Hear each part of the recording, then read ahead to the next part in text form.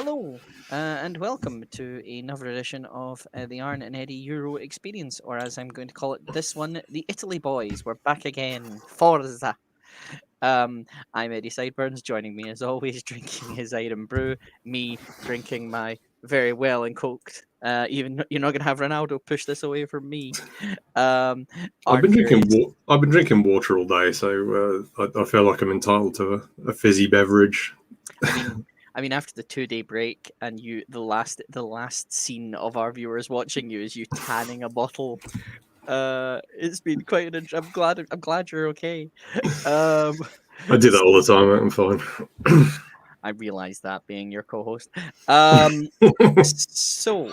here to talk about the two quarterfinals that started. Um, Yes. it was a very exciting day of football. We've not only got a big game, two of the big boys in Belgium and Italy. We also had an even exciting game between Switzerland and Spain. Arn, which one do you want to talk about first, and what are we going to get on to? We're definitely have to going to do Italy, Belgium first for recency business, mainly because I made more notes on the Spain game, so it's going to be a lot easier to talk about that while I can still remember So, what happened. yes, let's talk about it. So, Italy 2, Belgium 1. Yes. The golden generation of Belgium again done for. Let's go talk about it. Yeah. Well, someone at work, not today because I wasn't in work today, yesterday, asked me who the best team was. And I said the best team is Italy that's left in the tournament. And then they asked me who were the best players that were left in. And I basically reeled off a load of Belgian players. And he's like, what? So Belgium have the best players, but Italy have the best team? How's that? I think today's display explains it. Italy have a team. They're a cohesive unit. It doesn't seem to matter which of their 26 squad players are in there. Apparently, I'm really loud and you're really quiet. Oh, okay. I am loud. I'm quiet. We'll work it out at some point. Thank you very much. Carry on. What was I saying? Yes, so they have 26 players in this squad. It doesn't seem to matter which ones are playing. They just cycle them in and out, and they're just the same all the time. Belgium rely very heavily on their stars. So Lukaku, De Bruyne, they both had really good games today. But ultimately, it was Italy's teamwork that saw them go through, and that they have been the best team in this tournament. As I was saying to you before we started up, the first half was even, but Italy was slightly the better team. Second half, I thought Belgium were the better side for a good 15, 20 minutes. And then Italy decided they were going to stop that. And I think I politely described their behaviour as disruptive. Are you basically saying to me that Italy went back and thought, we've got the likes of Baggio and the likes of all these players. Let's be very dirty about things and also be a little bit unsportsmanlike. There was a lot of gamesmanship. There was a lot of it. The worst thing was Belgium had a free kick in the 90th minute. Berardi charged it down from 5 yards away to get himself a yellow card, just to make sure that they didn't get anything out of it. And then they made a double substitution before it could be retaken. Of course. I mean, that's prime Italy. I think, yeah, Mancini and Vialli have definitely had an effect on this squad, and what they kind of when it comes down to that is like, it's when you're a football manager and you put the hive up to time waste with 89 minutes to go to preserve your lead. Well, they did that on 75 and made 5 substitutions. So let's talk about the goals in terms of, let's be about what happened. So there was a goal chalked off in the beginning. Yes, it was offside. It was well off. Well off. It was a free kick. It was kind of flicked on, but Bonucci was like that far offside. So yeah, it was pretty clear. So he's quite far in terms of that. Okay. Yeah, it wasn't a close one. And then the game. Let me have a wee look. Paul Cox. The gamemanship was a slight tarnish on an otherwise stellar. Yeah, I agree with that. It was a great game for 70, maybe 75 minutes, and it was just the last 15 that would trash. But yeah, the rest of the game was great. So then Barella with what I saw, there was a player down and he still scored an incredible goal. Yeah, I think To take away. no, it was Immobile. I think was claiming a penalty. So I guess they did kind of start early, but like, yeah, no, Barella, he had just this incredible close control of the ball. He kept it so close to his feet as he was like manoeuvring inside the penalty area, so that no one could get a tackle in, and then just Mhm. whipped it inside the far post. It was a great goal. But Yeah, I've watched a lot of Inter Milan this season, and Barella is a phenomenal footballer. Like he can and do everything. He could play absolutely any role in that midfield that you just whatever you need him to do, you just send him out there and go, you just do that, son, and he'll do it yeah, for you. and I mean, yeah, Jao says there very well. Italy has been the best team to watch for him in the tournament. They've earned that. As I say, I think you're right in your sense of it's the team. It is an entire cohesive team. Yeah. They all pull together as one. I think it's going to be a very, the news that Fabrizio Romano has just announced that Leonardo Spinazzola has broke his Achilles tendon. Oh, it's a It's going to be shame. It's a real shame. it's going to be very devastating for I mean, like for his position in this team is left back, but hmm, he's only there when they haven't got the ball. The rest of the time, he's everywhere. There were moments in this game where he was playing in central midfield. There were moments in this game where he was at centre forward. Uh, they played him clean through on goal at one point, and he had like a chance to score. He was everywhere. He was absolutely everywhere. He's been phenomenal in this tournament. Although the way that Italy have played has been very much designed for Spinazzola to play much further forwards because the rest of the back three are all very defence-minded defenders. So it's kind of freed him up. Whether they'll be able to be as effective without him there, I don't know. So who would be the next man up after him? Would it be Di Lorenzo? Is Di Lorenzo, or am I It's, thinking the wrong way? it's probably Emerson. Emerson. Emerson, he came on as a sub. That's not the same player. So that they're going to have to find a different way of being effective going forwards. But then they may just play it down the other side instead and have Yeah. Emerson hold back. I don't really know, but we'll see. I forgot Di Lorenzo's a right back. My apologies. Okay. So the Barella incredible goal, the absolute barn burner from Insigne. Oh, just chef's kiss. Italy perfection. And then you would probably think of that time Italy are going to have a strong hold on this, and then Yeah, it should have been dead and buried. I've not known many Italian teams go 2-0 up and then immediately concede a goal. That's very un-Italian. So I mean, the way they conceded it was probably not quite so un-Italian because they thought they could get away with just shoving the fast player over and hoping the referee wouldn't notice, but he did. So yeah, it was a penalty. He was and very then clever about it. It was Di Lorenzo who gave away the spot kick. yeah, and then as I say, Lukaku with the goal, we go into the second half. The second half comes along, and as you said, you think Belgium kind of had a bit more of a dominance on it. Yeah, Belgium played really, really well for extended periods in the second half. Lukaku had a couple of chances at the back post. There was another one that Chadley created when he came down the left, but it was just a little bit it deflected. So if it hadn't deflected, Lukaku would have scored, and they probably would have deserved it on the balance of play in the second half. So I think they were a little bit lucky, the Italians, to get out of this because the way they played in the second half, they kind of regressed a little bit. But yeah, they defended resolutely to get out of it. So as you say, they held on. They did a little bit of 75-minute onward sportsmanship, gamesmanship. Yeah, but they've beaten the best team in the tournament in Belgium. And obviously when we did your predictions, I think you were expecting Belgium to go the way, No, didn't you? I had Italy beating Belgium here. That was my prediction. Yep.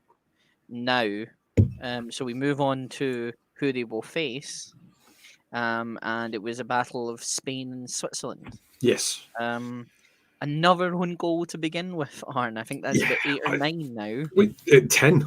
They're into 10. double figures now. So I was of the opinion that the shot was on target, so it should probably count as a Jordi Alba goal. But the argument in the chat was that basically it was going in the one corner, it deflected off Zakaria and went in the other corner. But look, it's going anyway. I don't know. I don't like taking goals off players for the sake of it. Yeah, so we moved. So that happened. Then Switzerland just had everything kind of slowly collapse on them and still keep on going. And Bolo getting injured in the 20th minute. Yeah, that was a bad one as well. And then it looked like they still, I say, even after that, it looked like they were still kept going. They still didn't give up. They were wanting to keep it as best as they can in terms of that. And then obviously the deadlock was broken. The Spanish defense, which has been known to be quite unruly. I have massive question marks about the Spanish back line. Laporte and Torres don't seem to be capable of playing together. The goal was entirely the fault of both of them. Laporte basically ran out to try and clear it, and he kind of chested the ball into Torres, and then it rolled back across to Freuler, and then Freuler just kind of cut it back for Shaqiri to score. But I don't know what he's doing, Laporte. He's trying to control it sideways, so he's trying to play his way out of trouble. Just head it clear. And they've been trying to be too cute and too clever all the way through this tournament. And look at that stupid own goal where Simon is just looking forwards instead of controlling the ball first. And it's that kind of defensive ineptitude that is going to cost Spain in this tournament. They've got to play Italy next. They're in trouble. Yeah.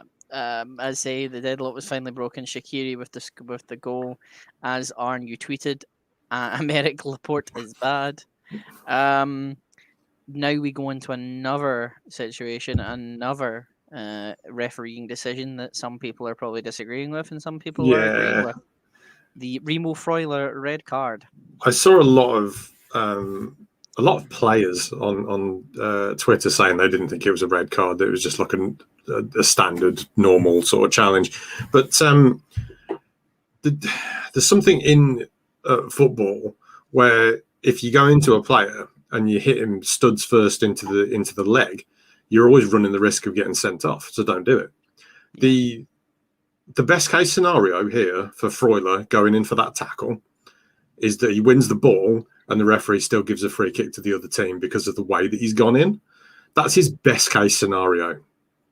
His worst case scenario is he mistimes it, which is what he did, and he gets sent off. So I've got no sympathy for Freuler whatsoever. You just stay on your feet there and you don't do something stupid, which is what he's done. Do you think that's another situation the same way as the Sweden-Ukraine one? Oh, yeah. Yeah, absolutely.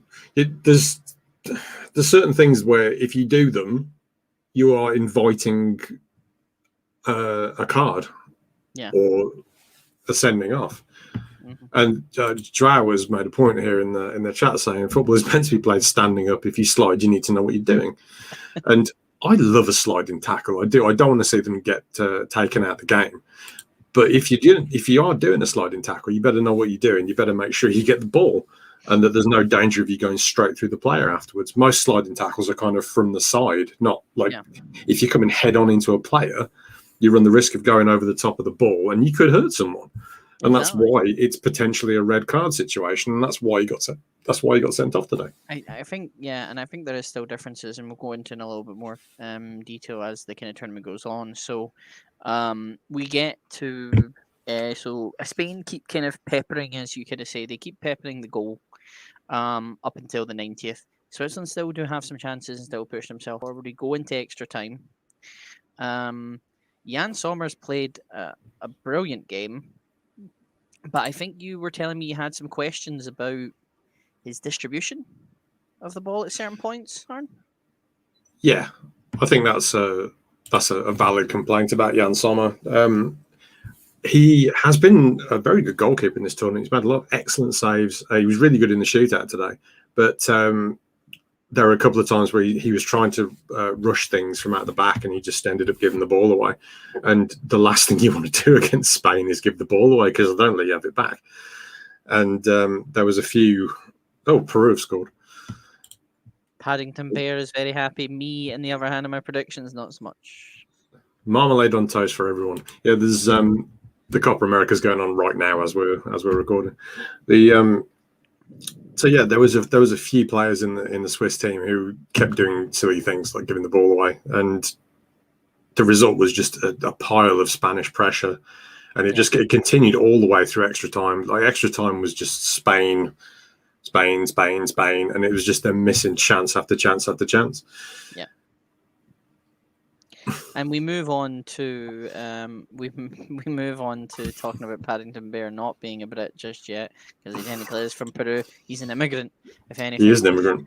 Priti Patel would probably have tried to deport him. Oh yes, absolutely. So we go into penalties. Switzerland cannot repeat their performance against the French. Honestly, polar opposite of the shootout against France. To be honest with you, the Spanish keeper, Simone, he did a lot of great work in making the players' decisions for them. So he stays stood up. Sorry, there's some Paddington chat going on down there. That's amusing. Okay, I can see it. Paddington Bear can speak Spanish. Let's just carry on and move on. So he did a good job of staying stood up. He didn't make decisions ahead of time. He waited for the player. Sometimes he was positioning himself to say, like, which way are you going to go? And Sommer did this as well. They two great goalkeeping performances in the shootout, made it very difficult for the players taking the penalties. Yeah, Paddington would have voted for Remain because he approves of travel wherever. Oh yeah, absolutely. Because where else is he going to go? That's why he's got a suitcase at all times. Switzerland, I think, can take heart, and obviously won the I Beat France trophy. Yes, it's a good trophy to win. It's like the Father Ted guy. I had my fun. That's all that matters. So then Spain advance. So now that leads us to Spain against Italy. Yes. Italy. Does Spain have a chance? Well, everyone has a chance. If you get to the semi-final of a major tournament, you must have done something right to get there. But I mean, I don't think they're anywhere near as good as Italy. They're not as good at finishing chances as Italy, I can tell you that much. And they can have a lot of possession, but they've got to do something with it. Yeah. And I think Italy wins there. I think their defense not being as close and cohesive as I can't believe the players he's taken to this tournament. I know that there's no Sergio Ramos because he's injured. But he's taken and now signing for PSG, so he's probably just enjoying this and laughing. So he's taken Laporte, who's never played for them. He's a French guy who they went, can you come and save our defense? It's really bad. And he went, yeah, I can do. And no, you can't, mate. And they've taken Eric Garcia. I know he's just signed for Barcelona, but how many games did he play last season? And it shows. When you have assigned 1, 2, 3, 4 central defenders, then Cesar Azpilicueta can play anywhere. They have 7, 7, and 7 caps, so they've got 21 caps between them, 22 caps between them. Luis Enrique's a madman. I don't know how he's got this far into the tournament. 21 caps in between them. You kind of just think to yourself, he's a certifiable lunatic. Yeah. Has anyone in the France team impressed you in the performances that you've seen? France? No, Spain. I said Spain, didn't I? No. Okay, sorry. Spain. Anyone in the Spain team? Has anyone in the Spain team impressed me? Honestly, their midfield's been very good. I hate to give praise to Busquets because he missed a penalty and he looked like a chump, and I hate him. But he's marshalled that midfield really well. He keeps it simple. He's got good players either side of him. Koke's played well. I think Pedri at 18 to have the composure that he has at 18 years old. Mm-hmm. He's a phenomenal footballer. Barcelona knew this. That's why they bought him. They spent a lot of money on a 17-year-old kid because they knew he was going to be something special, and I think he's gone and proved it on a big stage here. He looks like their best player half the time, without doing anything showy. Because like you can have like Jeremy Doku today had a very good game, and he did a lot of things where he looked flash because he went past a player or he cut a cross in. Pedri just does everything really, really well. Final predictions then. Spain versus Italy. What's your prediction? I think Italy wins 2-0. Okay. I will also predict Italy winning. We will be back tomorrow to talk about the Czech Republic against Denmark. Yes. And this tiny game, I mean, between a bunch of Ukrainians and the It's Coming Home mob. I'm sure you'll either be in high joyous spirits or you'll be ruining the day that your players left Wembley to go lose to Andriy Shevchenko's Ukraine in Rome. I am absolutely fine no matter what happens. Okay. Because we beat Germany. Beat Germany. I'm happy with that. Is that your I've had my fun now? That's all that matters. Yeah. If we lost to Ukraine, I wouldn't care. Fair enough. In quick sports news before we go, Andy Murray lost. There was no real surprise. He got that's a beaten in 3 shame. straight That's sets. a shame. He's a nice bloke. Scottish Andy Murray, not British Andy Murray, because he's lost. Happy birthday to Bret the Hitman Hart.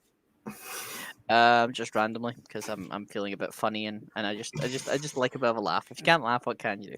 If you've not done so already, please like and subscribe. We do appreciate it. We are still organizing the prizes for the fantasy league. Yes, being Germany is to English what drawing with English is to Scots. Also, still confirmed, Scotland better than Germany, and I will not have any arguments in a group chat. Thank you very much for watching. We will see you all tomorrow. Take care. Bye bye.